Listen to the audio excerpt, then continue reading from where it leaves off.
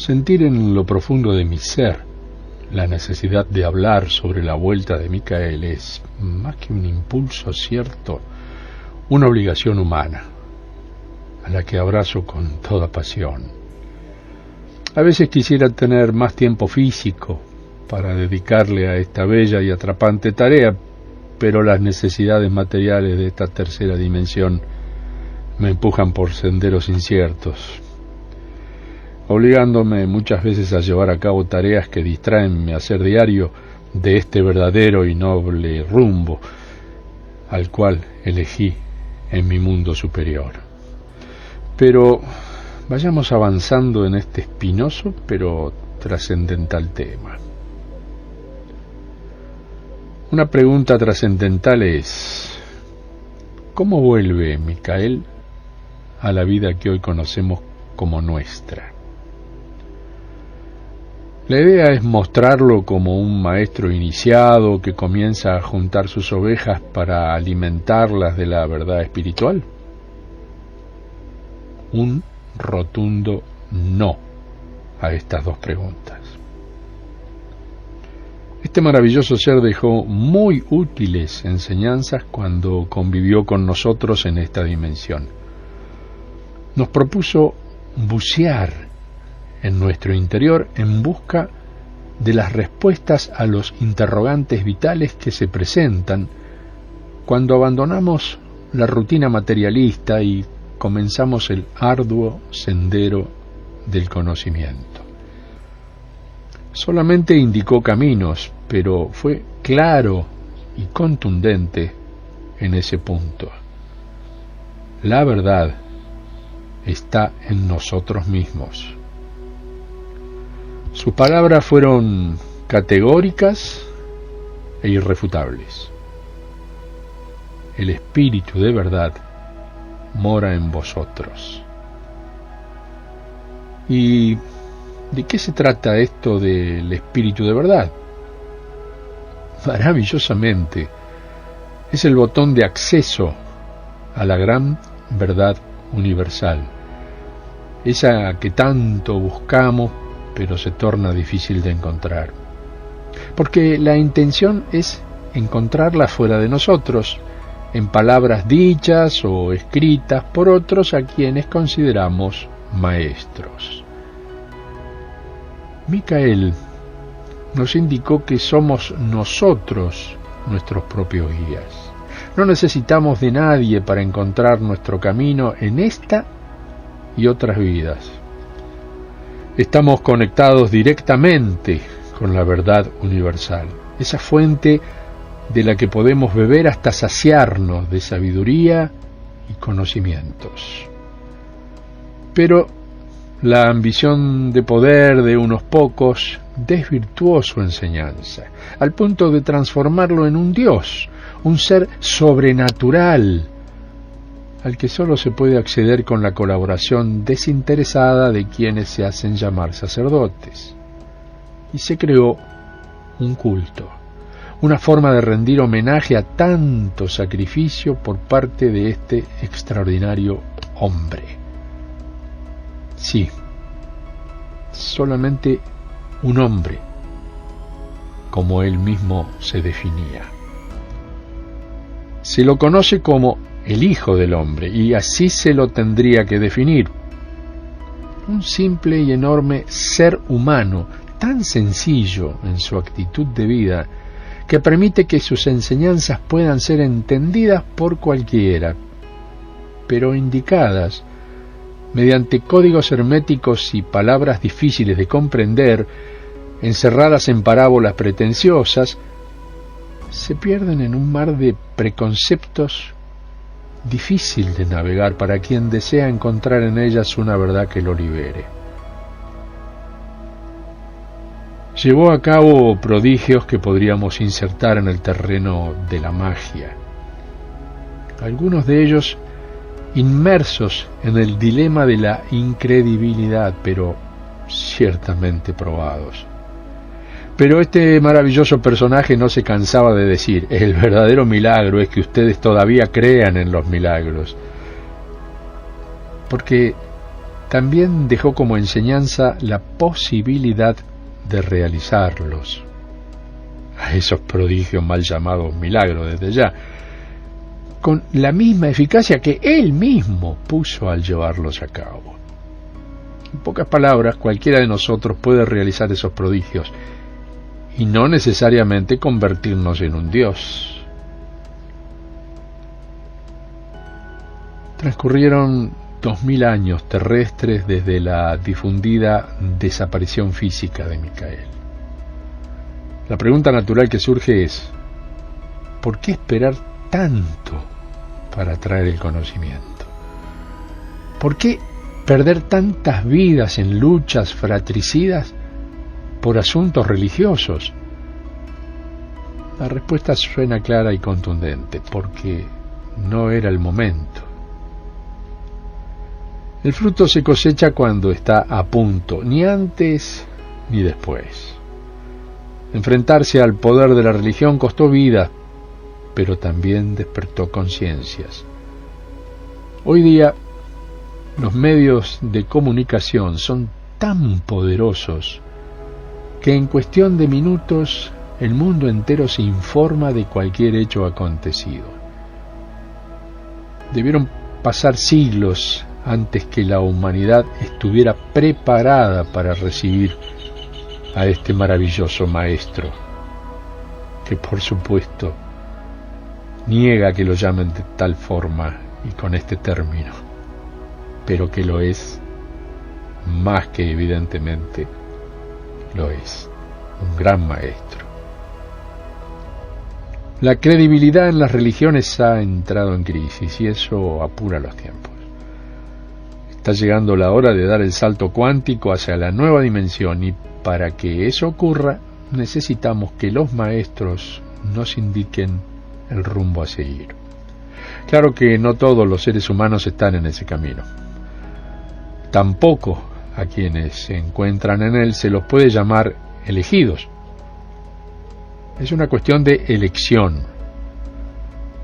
Para algunos resulta fácil, para otros no tanto, pero siempre es una elección personal.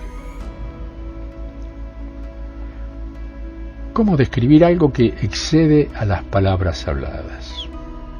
Hay emociones tan profundas que se escapan del lenguaje y se insertan en el alma como raíces de un enorme árbol que crece y crece, ampliando a cada instante sus ramas y dando frutos inconmensurablemente.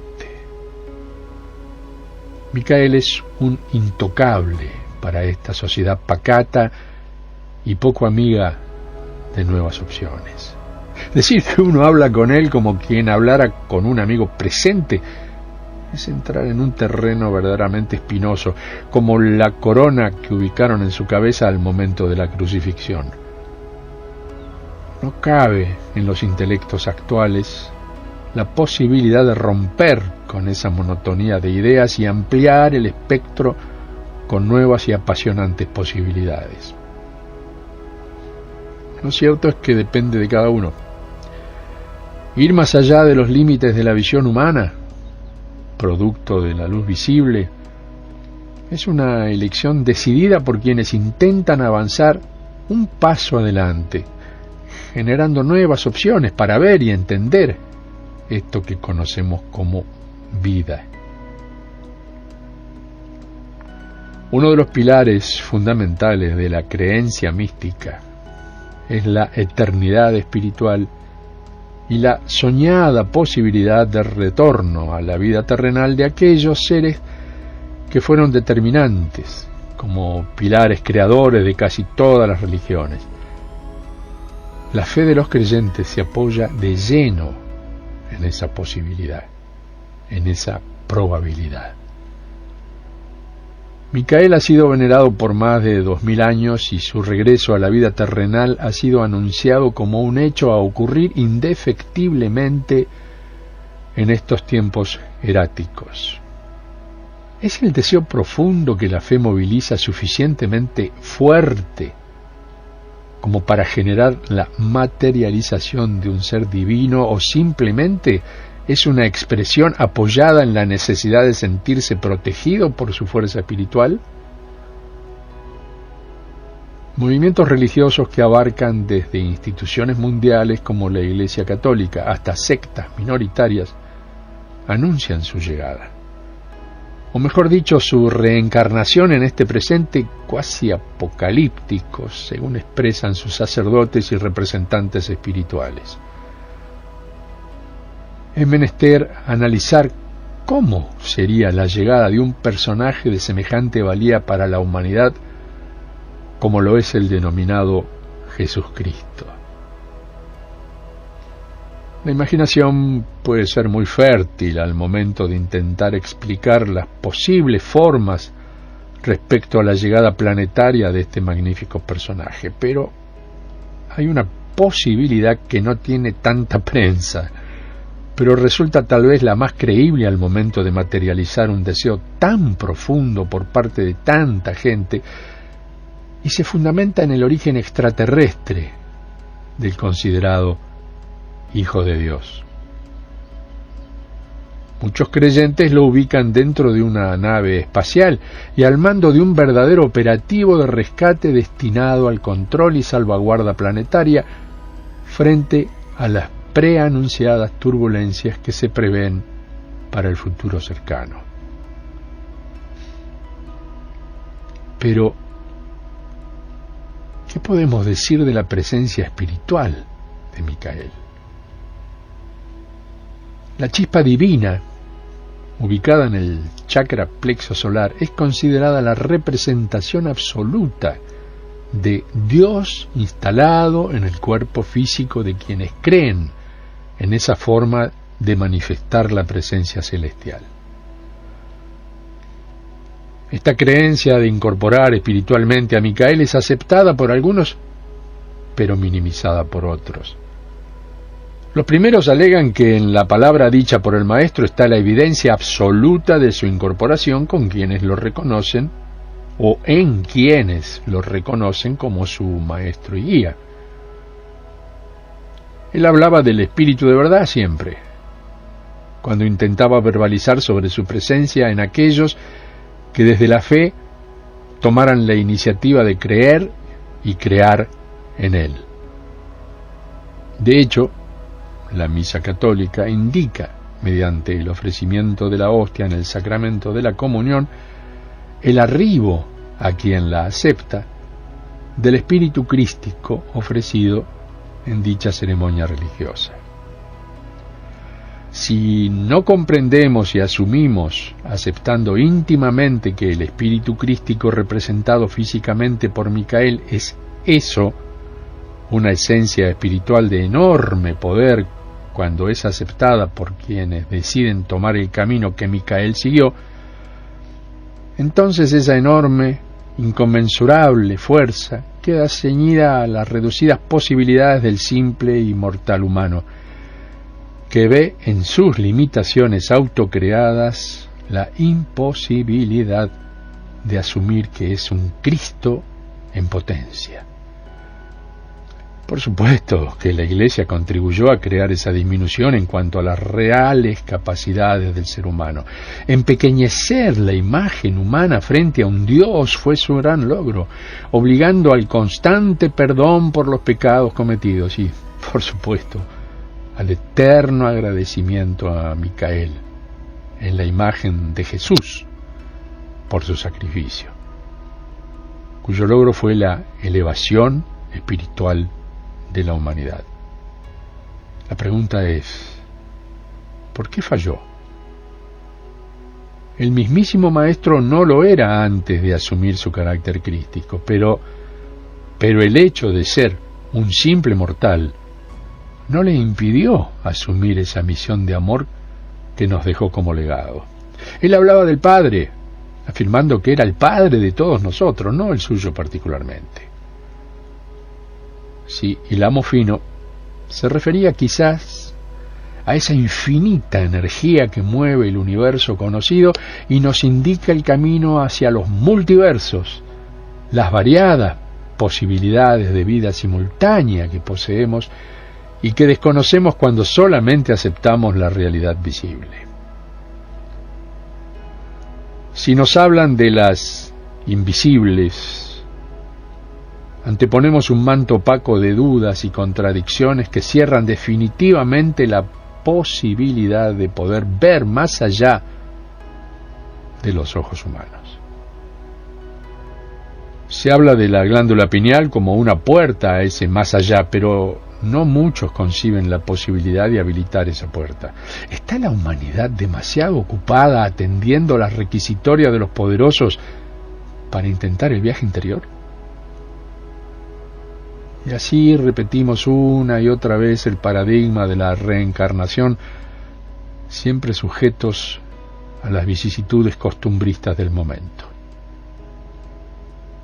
Micael ya volvió. En realidad, nunca se fue. Está incorporado en quienes creen en sí mismos, tal y como él lo hizo.